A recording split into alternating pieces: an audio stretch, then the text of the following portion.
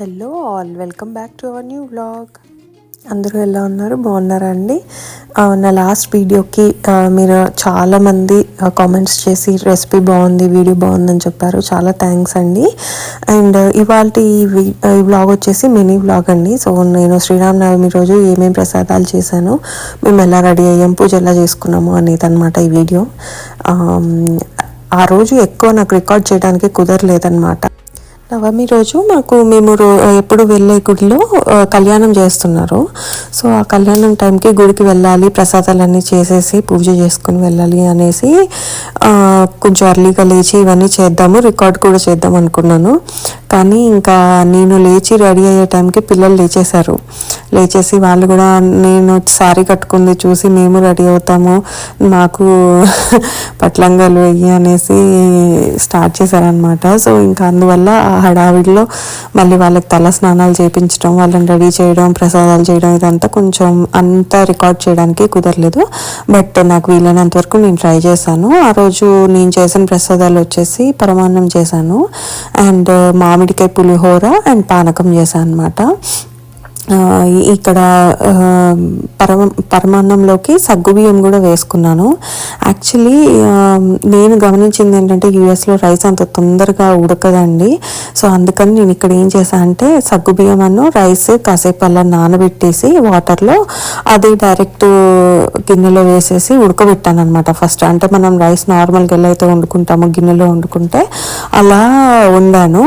అది రైస్ అంతా ఉడికిపోయి ఎక్కువగా అయిన తర్వాత పాలు సపరేట్గా కాచుకొని వేడి చేసుకొని ఆ పాలు పోసాను అనమాట. పోసేసి ఇంకా కాసేపు అలా ఉడకనిచ్చేసి దాంట్లో యాలకుల పొడను బెల్లం వేసుకున్నాను. అది అయిపోయిన తర్వాత లాస్ట్లో డ్రై ఫ్రూట్స్ అన్నీ వేసాను, కానీ అది నేను షూట్ చేయలేదు. ఇక్కడ వచ్చేసి నేను పులిహోర కోసం రైస్ వండాను అనమాట. స్టీల్ గిన్నెలో వండేటప్పుడే కొంచెం లైట్గా 1 స్పూన్ ఆయిల్ అండ్ కొంచెం పసుపు వేసేసి వండాను.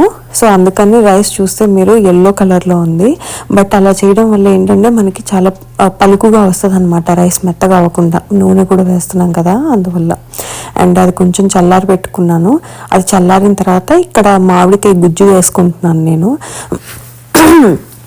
ఇది వచ్చేసి నాకు మమ్మీ ఇండియాలో చేసి పంపించింది. లాస్ట్ టైం వాళ్ళు వచ్చినప్పుడు తీసుకొచ్చారు. దీని రెసిపీ నేను త్వరలో మీతో షేర్ చేసుకుంటాను నా వీడియోస్లో. యాక్చువల్లీ రైస్ అస్సలు చల్లారట్లేదండి, పైన వరకే చల్లారుతుంది ఎంతసేపటికి, లోపల మాత్రం చాలా వేడిగా ఉంది. బట్ స్టిల్ ఇంకా అలాగే కలిపేసాను మెల్లమెల్లగా పక్కకి అనుకుంటూ రైస్ కొంచెం అలాగే కలిపేసి ఇంకా తాలింపు వేసేసి ఇంకా అప్పుడు పానకం కూడా కలిపాను అనమాట. బేసిక్గా పానకం మిరియాల పొడి, యాలకుల పొడి, బెల్లం అండ్ సొంటి కూడా వేసుకుంటారు కదా, కానీ నా దగ్గర సొంటి లేదనమాట. సో ఉన్న వాటి వరకు వేసేసాను.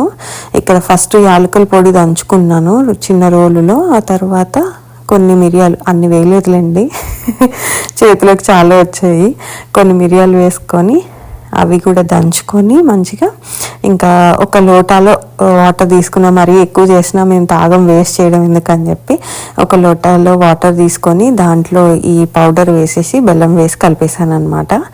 సో ఇంకా ప్రసాదాలన్నీ రెడీ అయిన తర్వాత అందరం కూర్చొని పూజ చేసుకున్నాము.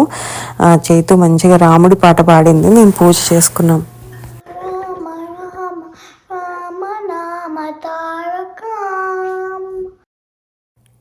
ఆర్యాకేమో దేవుడి దగ్గరకు వచ్చి నేను చేసేవన్నీ చేయాలని ఉందన్నమాట. వద్దని చెప్పి వాళ్ళ నాన్న మీద కూర్చోబెట్టుకున్నారు. ఇంకా అందుకని అది కొంచెం అప్సెట్ అయింది. సో ఏం మాట్లాడకుండా అలాగే చూస్తూ ఉందన్నమాట. బేసిక్గా ఏం లేదంటే వస్తే బాగానే ఉంటుంది, కానీ ఈ అగరబత్తులు వెలిగించిన వాటిని పట్టుకోవడము, లేకపోతే దీపం పెట్టిన దగ్గర ఊదటము, అవి పట్టుకోవడము అట్లా చేస్తుంది అనమాట. దానికి ఇంకా తెలియట్లేదు.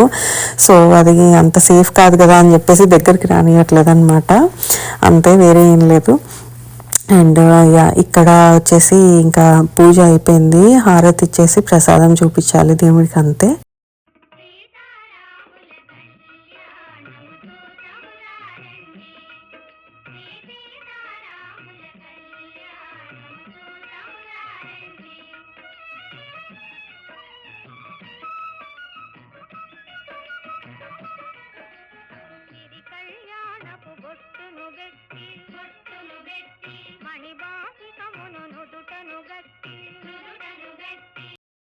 అందరికీ శ్రీరామనవమి శుభాకాంక్షలు అండి. ఇది మినీ బ్లాగ్కి. మళ్ళీ నెక్స్ట్ బ్లాగ్లో కలుద్దాం.